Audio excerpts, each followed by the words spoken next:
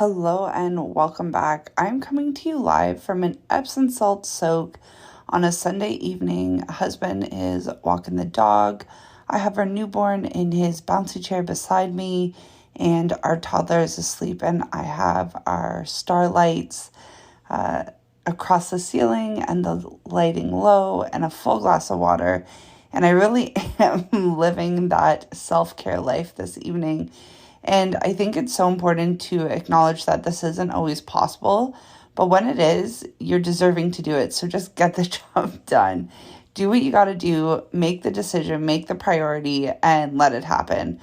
Our living room is not the cleanest, not the tidiest right now, but I would way rather have a soak after a overstimulating day than a clean living room. And that's the choice I make.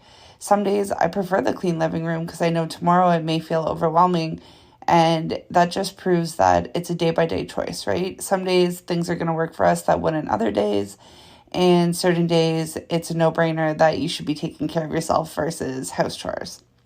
But what I really wanted to come on and talk about is healthy relationships today. I want to dive into this deservingness and this worthiness when it comes to long-term relationships and even short-term relationships, and how friendship and respect comes in to play. So I have been with my husband basically since high school, and we have grown up a lot together. It has been something like almost 14 years knowing each other. And that's a long time. We are children at the age of 16, and now that we are entering our 30s, we are completely different people. If you looked back on our university days, you wouldn't even recognize us, to be honest. And that growth is something I'm extremely proud of because, like all of us, we can make silly mistakes, silly decisions when we're younger, but we really are doing the best in the moment with what we know and what we have to work with. So that is a big piece that I've had to come to terms with and give myself grace for, because there are a lot of things that I wish I could have done differently. But I can't go back in time, and I really was doing the best I could with what I was able to cope with and really the self-awareness.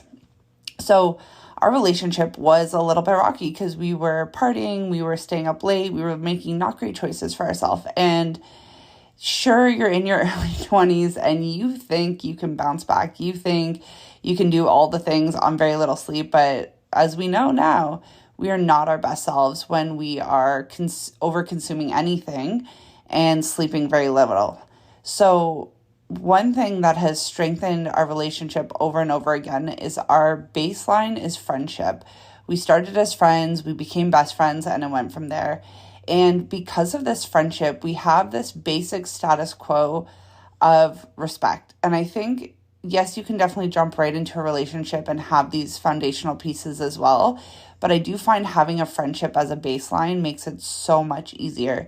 So when the time comes for a disagreement or an argument, and putting it bluntly, sometimes you just don't like the person you're around when you're both in a foul mood. Even if you don't like them as a partner in that moment, you still love them as a friend.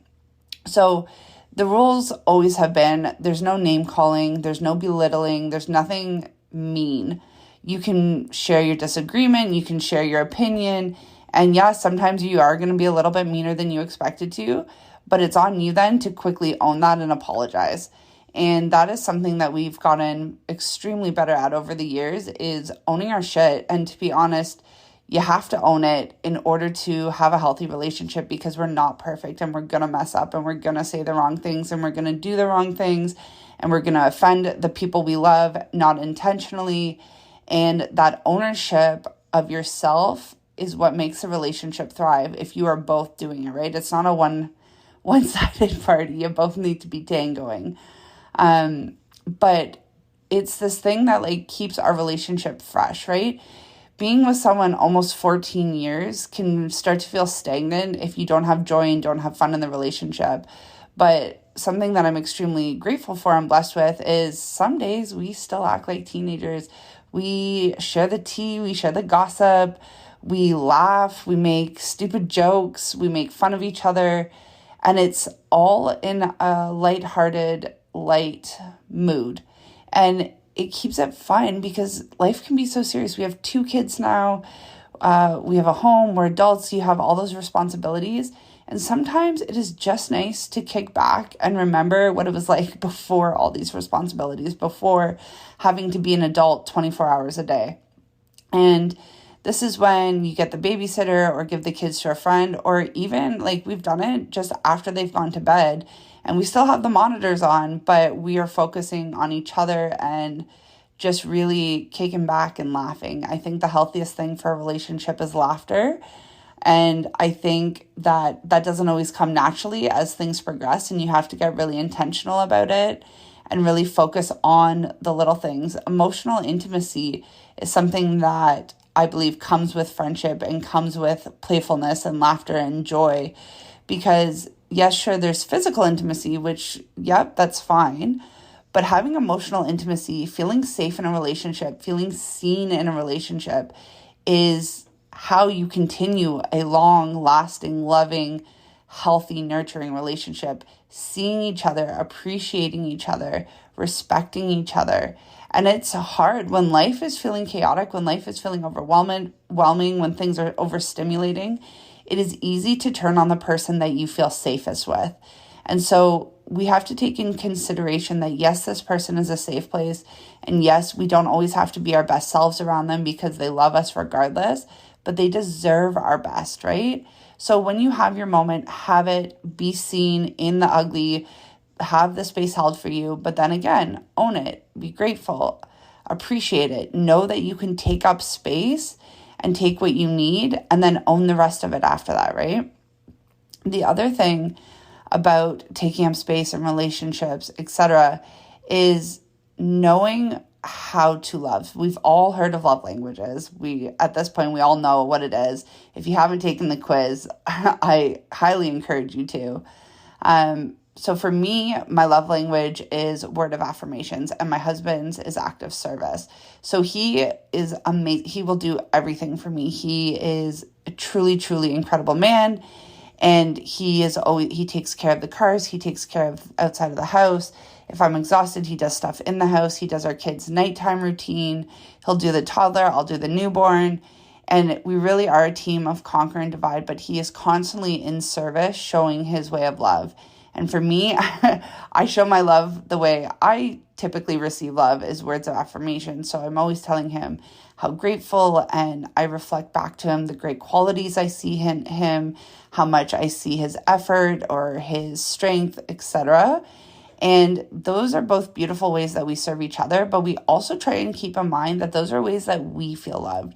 So you have to show up for your partner sometimes in ways that they feel loved. So I know if my husband is having a particularly hard day or hard week, I'm going to cook dinner for him. I'm going to take over some chores that he typically does that I can take on. I'm going to offer, is there anything I can do for him a little bit more than I usually would? And this is just an effort on my end to say, hey, I know things aren't feeling so hot right now, and I know you could use some extra loving, and let me cater that to the way that you feel loved. And for him, if I'm feeling particularly down or having a bad mental health day, he will shower me with words and affirmation in his own way and just really make me feel seen and appreciated and safe. And again, this is essential. And even if you don't want to take the quiz or your partner doesn't want to take the quiz, pay attention to what makes them feel safe in the relationship. Pay attention to what perks them up when you're talking and laughing and being together. And start to cater your little love notes towards what you see lights them up more and more. And this doesn't require a quiz. This just requires some awareness and some intention, which I mean any relationship could use, right? So I want to wrap this up. We're almost at the 10-minute mark. I have so much more to say on relationships and healthy boundaries and standards, etc. And I definitely know there will be more podcast episodes coming on this. If you liked anything, disagreed, have questions, definitely leave a comment, find me on Instagram, and subscribe and rate and like if you did appreciate this episode. I'm sending you so much love, and we will chat again soon.